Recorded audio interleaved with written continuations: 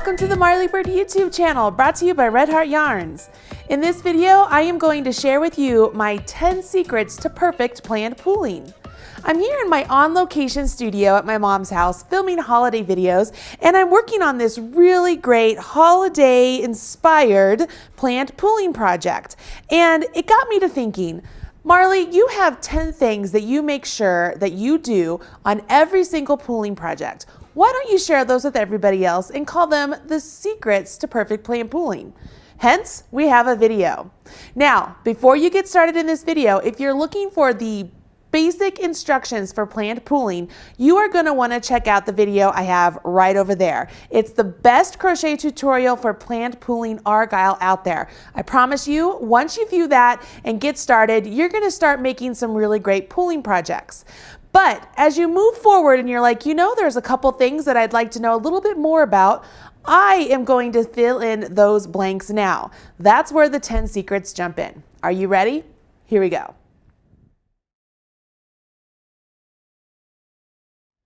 Secret number one is you want to make sure that you chain through a full color sequence. It doesn't matter where you begin with your slip knot. I'll just put a slip knot right here in the middle of this black portion of the Red Heart Super Saver in Zebra. And the biggest thing I want to make sure is that when I stop my chaining process, that I have gone through one full color sequence. And I mentioned one full color sequence. That's if you're making about the width of a scarf and you want to get a nice full range of the colors. If you're looking for a zigzag, of course, you'd alter that up a little bit. But for the basic scarf, for the basic full range of color combinations, you want to get through one full color sequence. As I set this down, you will notice that not only did I go through one full color sequence, but I did a little bit extra. The reason I did that is because I did not start at any particular beginning point. So if I started right here in the black, I would start counting my color sequence maybe right here where the black and silver begin to separate. So as I go through, I can see silver, white, silver, black, and I'm back to silver, which this silver here matches up with this. So if I were to line this up and we were to go in a circle, this is where my color change would begin. Okay, so this would be my sequence. So I went a little bit beyond my sequence so that way I can make sure I have gone through a full color sequence. That leads me to secret number 2, which is planning where your colors are going to go in your actual scarf. As we spread this out, we can begin to see that if we continue our color sequence here and we want to maybe have the black right into the middle, we would want to start our color sequence right here at this point because that puts the black roughly in the center. If we wanted to have the black on the outsides, I could continue on and make the black on the outside by starting right here and then go right there, or even work a few stitches into the black on either side and split up that black section. It's a little bit fiddly and something you can play around with, but at least you know it is possible. You can plan where you want your colors to land. That leads me to secret number 3, which is working around your beginning chains versus working into them. Let me show you what I mean. If you're working in moss stitch, you know you begin working back on your chains when the color changes from your last color of your color sequence to your next color. You would do a single crochet in the 4th chain from hook. So we will do that. We'll place that first one directly into the chain, but all of our next ones, we will actually work around this beginning chain.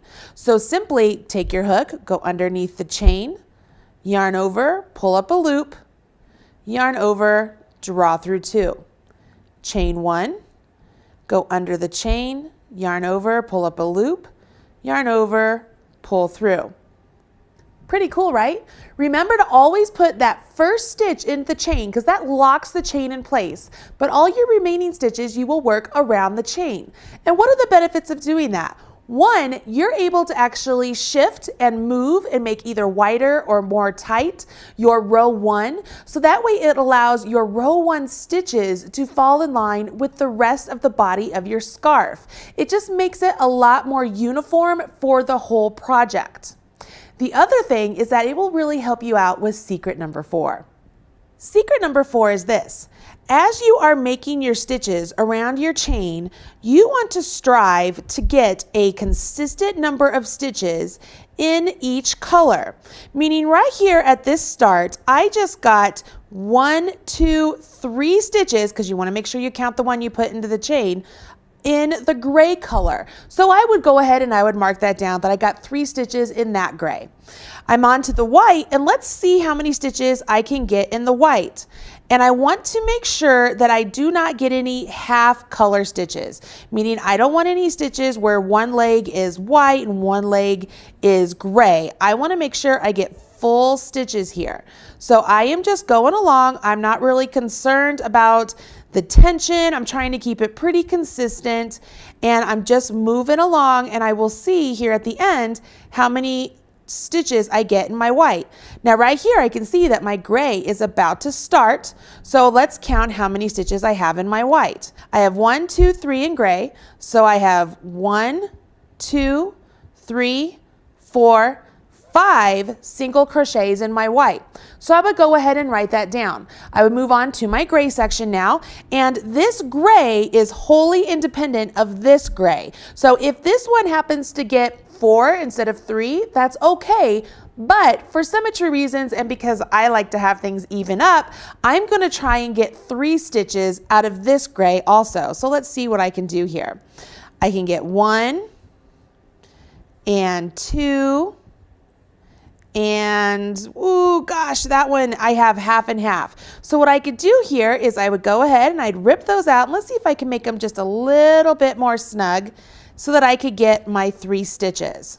So I'll get 1 and 2 and 3. Look at that. I can get my 3 gray. That's awesome. So I have 3 gray, 5 white, 3 gray, and it's time to move on to the black. So let's see how many of the black I can get. So there's 1, 2, 3. Ooh, chain wants to go around. 4, 5. Let's get some more yarn here. 6, 7, 8. It's a lot. And if I do this one, I'm getting half and half. I'm sort of in the gray, sort of in the black. So I think I'm going to stick with the gray, the 8 I have there. But what I will do is I will just loosen up these last 2 to make sure I eat up that gray a little bit, or not gray, the black a little bit more, just so that I'm in the correct placement. So let's count here. I know it's probably hard to see. So 1, 2, 3, 4, 5, 6, 7, 8. So I have 8 single crochets completed in the black, which is great. So I can set this down, and I have 3 gray, 5 white, 3 gray, 8 black. The benefit of knowing the number of stitches you're getting in each color is that you can maintain that same number throughout the body of your pattern. So now your roll 1 will look exactly like the rest of your pattern. It won't be off kilter, and it won't be that you have to get several rows in before your work starts to really take shape. So then you have this blob at the beginning, but then everything else looks like argyle. Your very first row now sets up your work for the rest of your project. You are now set for success. The biggest things to take away from secret number 4 are these. Make sure you have no half color stitches. Every stitch, every single crochet should be its own color. You also want to remember that even though you might have 2 of the same color in your color sequence, that does not mean that this gray has to be the same number of this gray. It could be that this one has 2 and this one has 3. That would be okay, and the reason it's okay is because there are some yarns out there with the dye lots that make that happen. So just because the yarn you use might get 3 and 3 this time, it could be that as you use the same color yarn but a different dye lot later, you get a different number of stitches in those points. Or if you're using a different hook size, you could get a different number of stitches. So it's okay. So just remember that even though you might have two of the same color, they are wholly independent colors. So they should each have their own number of stitches. Of course, I like mine even, so I made mine 3 and 3. The last thing to remember is that it's best if you can at least get 2 stitches in each color. And when I say at least, that means if it happens that you have to only get 1 stitch out of one of the colors in a sequence, so be it. But if you're working with the yarn where you're only getting 1 color per stitch throughout the entire color sequence, that's going to make it really difficult to pull, and chances are it's just not going to work out. So do yourself a favor and pick a yarn where you get at least 2 stitches per color. I prefer to get at least 4. I really prefer 4, but having at least 2 will work. Let's talk about secret number 4 a little bit more. As I turn my work and begin row 2, I want to start counting the number of stitches I have in each color as established in row 1. Remember, I had 3 gray, so as long as I start off here with my 3 gray, I know I'm on track, and I did. I have my 3 gray. I move along and I want to make sure I get my 5 white. So I will just move along here and see if I can get my 5 white. If for some reason I am coming up 1 too short or 1 too many, I can rip out just the white section and make those stitches looser or tighter to adjust what color lands in what place. You see how this works out? So I'm getting 1, 2, 3, 4, 5 white. That leads me to secret number 5, which is this. It is very important that you get the correct color to land in the correct stitch. It is more important than your gauge or your tension. So right here, I just mentioned that if you are coming up a stitch short or a stitch too many, you can either loosen or tighten your stitches. As you take a look down here, you can see I switched this up and I made it so that I got a little bit more gray in this stitch than I wanted, which would make it so that I'm only getting 4 white, which is not exactly what I want. I want 5 because that's how many I got in my row 1. So I would rip out my work just to the white, all right? So just to the white section. And what I'm going to do is I will tighten those stitches so that way I have more white available when I get to the 5th white stitch. So there's 1 and single crochet chain 1. Here's number 3, and then here's number 4. And then when I get to this last one, now that I've tightened those stitches up by making them a little bit more snug, I am perfect in my color placement because I have 1, 2, 3, 4, 5 whites where I want them, which is perfect. And I can carry on, and I want to make sure I get 3 gray.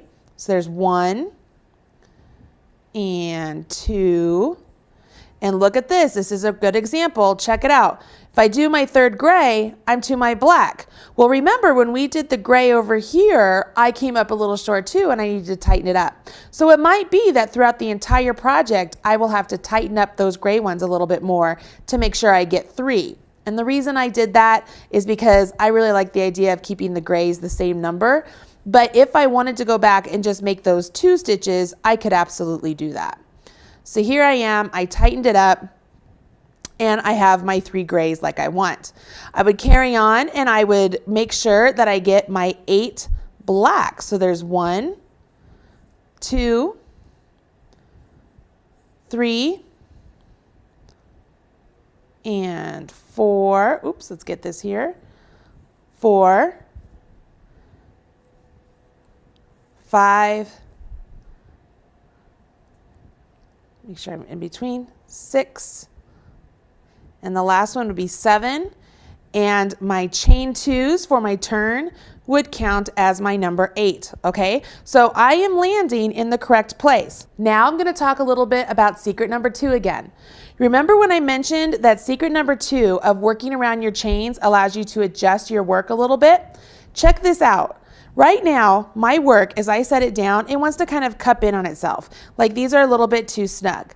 But because I put them on the chain, rather in the chain, I can scooch them out a little bit, give them a little space, and allow them to be the size they need to be to coordinate with the rest of the body of the scarf as it's starting to establish itself.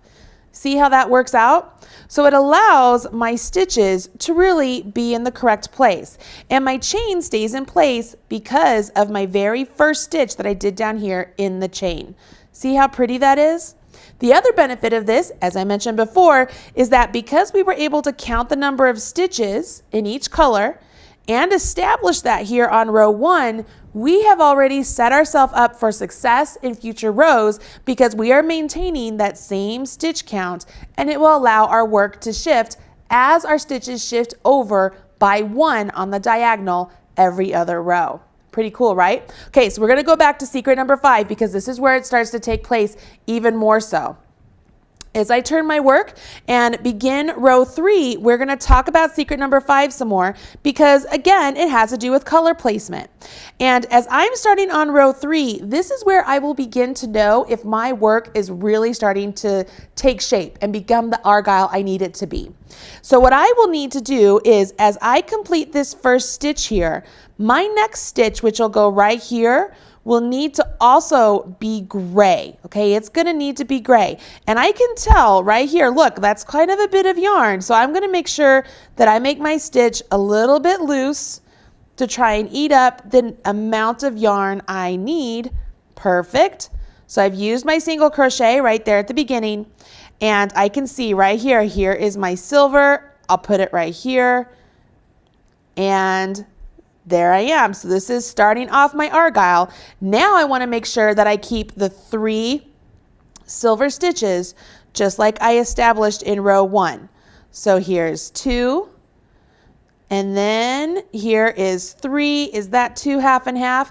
I would consider this one, it's probably hard to tell you guys, but this leg is a little bit more white than I would like it to be.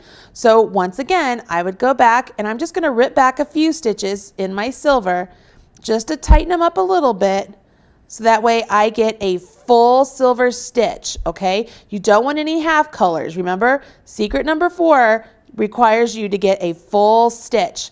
So now I have my 3 silvers and I'm ready to carry on to make sure I get my 5 white. So far so good. You ready for secret number 6? Secret number 6 is one that you probably already know. It is important that you have a plethora of hook sizes with you as you're working on your project, because it could be that as you're working along that you will need to change hook sizes in the middle of the project to make sure that your stitches are coming out correctly. As I'm working along, I'm using my J hook or my 6mm hook, but maybe as I start getting a little bit more tense or a little bit more loose through my project, whatever it may be, I need to change hook sizes to make sure that I get the right color in the right place. So right here I have 1, 2, 3, 4, and then I'm already starting to get silver in my 5th one. So I can rip this out. I'm going to rip out back here to the white. And maybe it just is that this is too big of a hook and I need to go down a hook size. So I will go down to my size 5.5mm, which is also my size I. And I can carry on with this hook. And let's see if that makes it easier. So rather than trying to tighten the stitches on that bigger hook, I just shift down to a smaller hook size and see if that helps me get to the correct color placement I need, which is what is super important, correct? So now I have 1, 2, 3, 4, chain 1, and this would be my deciding factor, and perfect. So I'm getting that stitch I need. Well, I could go ahead and carry on and see if maybe I need to use this hook size instead of the other. Maybe that's what needs to happen. I don't know, who knows? Well, right there I got 1, 2, and if I do my 3rd, I'm already into the black. So I would have to tweak this. The point of this goes back to secret number 5. The color of the stitch is more important than the gauge of the stitch. So if you need to use different hook sizes to get the stitch color the correct color you need it to be, you can do that. I know those of you out there who have been crocheting for many, many years are like, wait a minute, what do you mean you're gonna change hook size mid-row, mid-stitch, whatever it may be? It is contrary to everything you have been taught in crochet. I know that. But the point here is that you're doing a new technique that it is vital you have the correct stitch in the correct place. If you are even off half of a stitch, you will be off in your pattern. It won't be as crisp and clean as you want it to be. That's why in secret number 4, I mentioned you want full stitches in those colors. You don't want half stitches, okay? Sometimes it could be that you have to do a different stitch instead of just a different hook. And that leads us to secret number 7. Secret number 7 is this. There will be times that you will have to adjust the number of turning chains at the beginning of your row. It could be that you only need 1 chain to make the subsequent colors land in place. You might need the recommended 2. You might even need 3. You can totally adjust this number as necessary so that way it helps you maintain the correct color placement in your work. If you decide, you know what, I'm going to maintain 2, but I need to change the stitches I will use as I do my work. Here's a good example of what you could do. Right here at the start of this turn, I need to begin with the black. And as I chain 1 and I look to my next stitch, which will be placed right there, I can see as I go on the diagonal that it needs to be silver, right? It needs to be that gray color. But if I complete this stitch, I'm still in the black, okay? So something needs to happen here.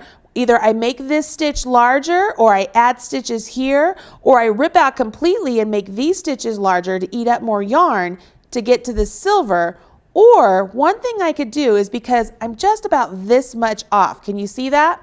So what I will do is I'm going to rip back to the first stitch here.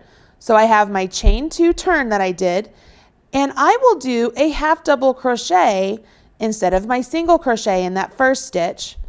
Let's do a chain 1 and let's see where that lands me. Shoot, I'm still in my black. All right, well, this would work. Sometimes this works, just doing the half double crochet works. But if that one doesn't work, you could go back and you could do a half double crochet, and then you could do a slip stitch into that same stitch. So I'm going into that stitch and just doing a slip stitch and then chain 1, and I can come over here and let's see. Oh, I'm closer. That's closer. I'm getting a little bit of gray, so maybe that one won't work. I'll put that one down as, all right, that won't work on this particular stitch, but maybe it will work for future stitches. Well, what I could do now is, instead of doing the half double crochet at all, what if I do sort of a partial puff stitch? So let's go into the stitch, yarn over, pull up a loop, yarn over our hook, go into the stitch, yarn over, pull up a loop, yarn over our hook, and draw through all of those. All right, so it's sort of like a puff stitch. Let's see what I get here. I don't think this one's going to work either. Oh, it's so close. It's super close. Given that I've tried all 3 of those methods, where I've done the half double, I've done the half double with the slip stitch, which you could also do with the single crochet and then do a slip stitch, and I've done the puff, my last resort here would be to rip out all the way down to the previous row, and I'm going to make those stitches a little bit bigger than what they were originally. Usually this is what I'll have to do at the end of a row, because I have a hard time gauging how big these stitches need to be before I do my turn. So it's very common to have to rip down to the previous row through that color sequence to get the correct tension on those stitches, okay? And I'm just making them a little bit bigger here. And then when I get to the end, I'll do my chain 2. I'll turn my work and I'll start once again just like I was supposed to start, and then make adjustments from there if I need to. So I did my single crochet and I'm coming up short, but my guess here is that if I did a half double crochet, it will come out perfect this time, but let's see. So I'm doing my half double crochet, chain 1, and look, I am to the silver, which is what I want it to be.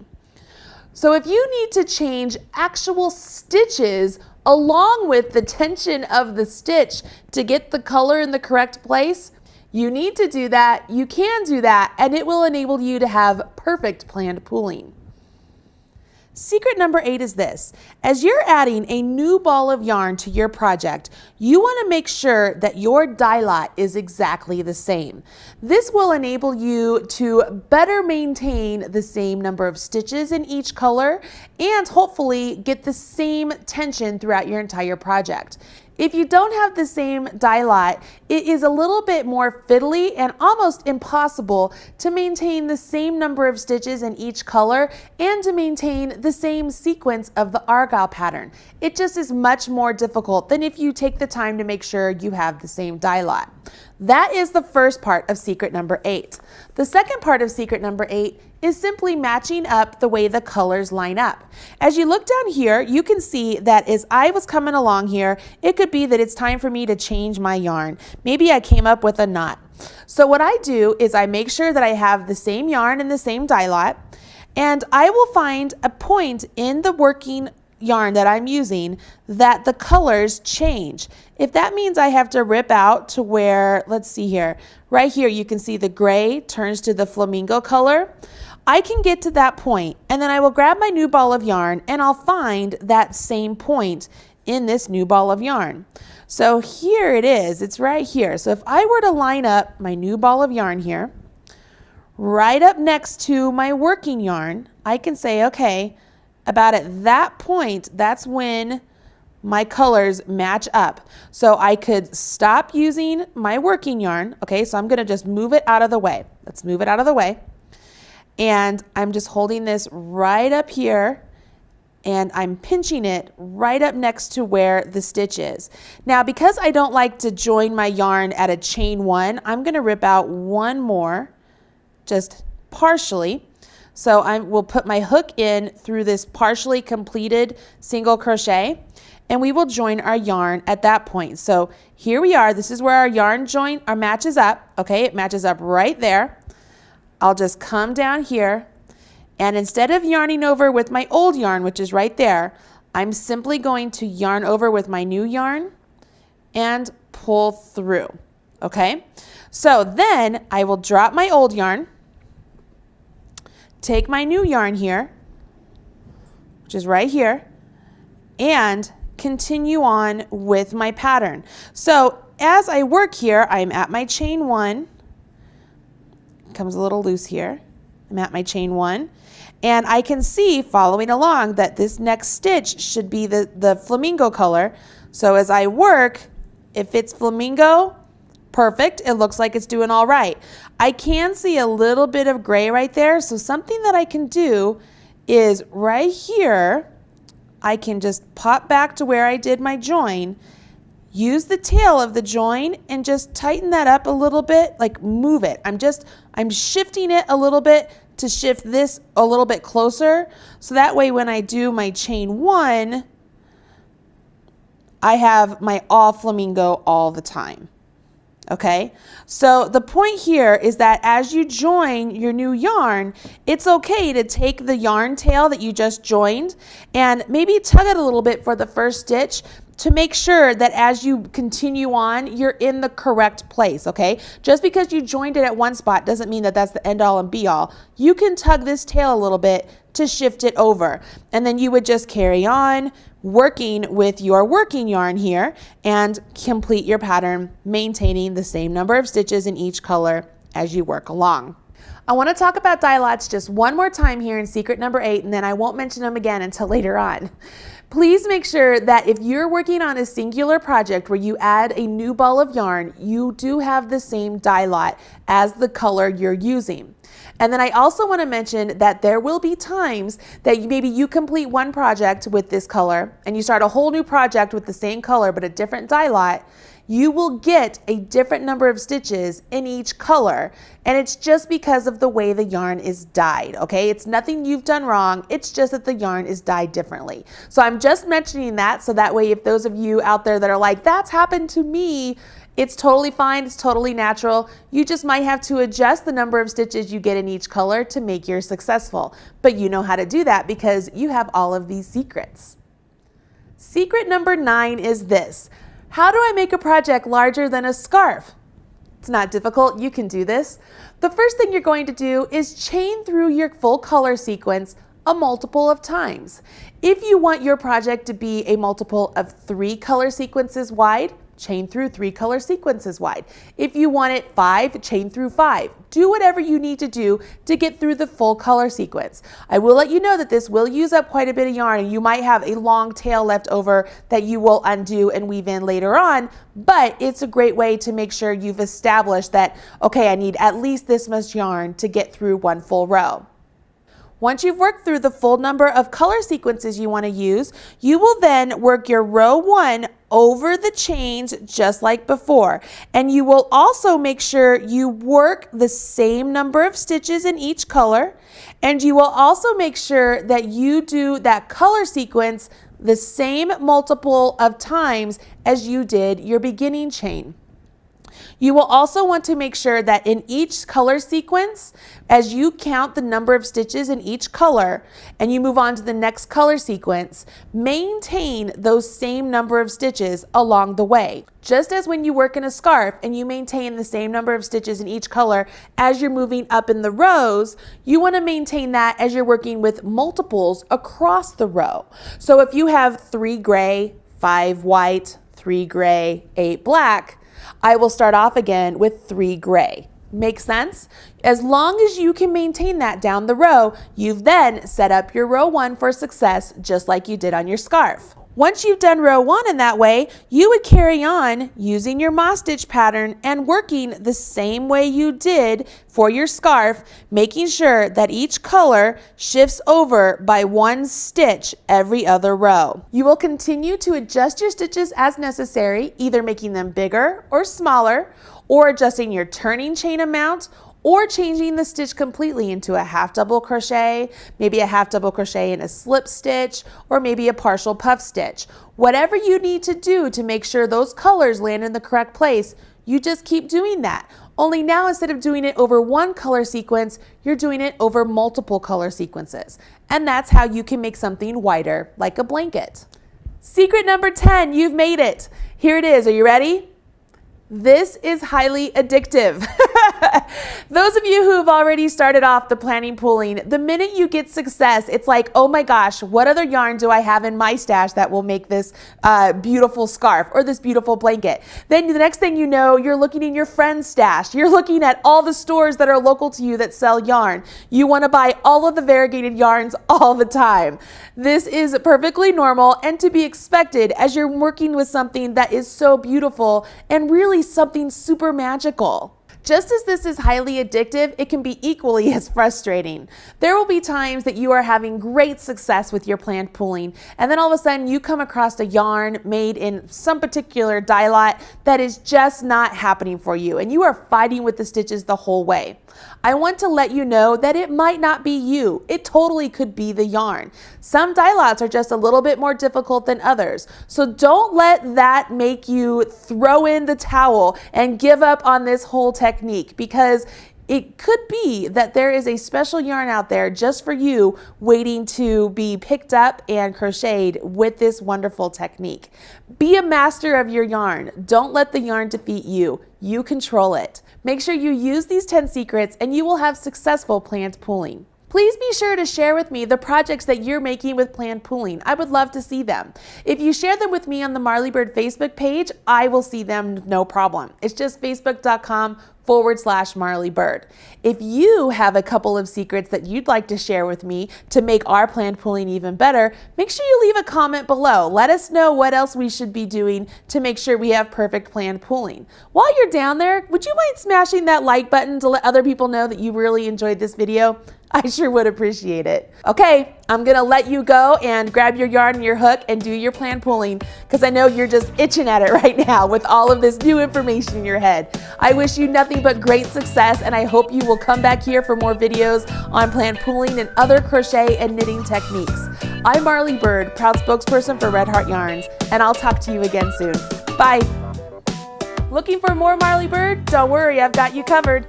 Click right down there and you will find more videos just like this teaching you how to knit or crochet, all brought to you by Red Heart Yarns. Go ahead, click away. Don't be shy. Don't forget to smash that like button.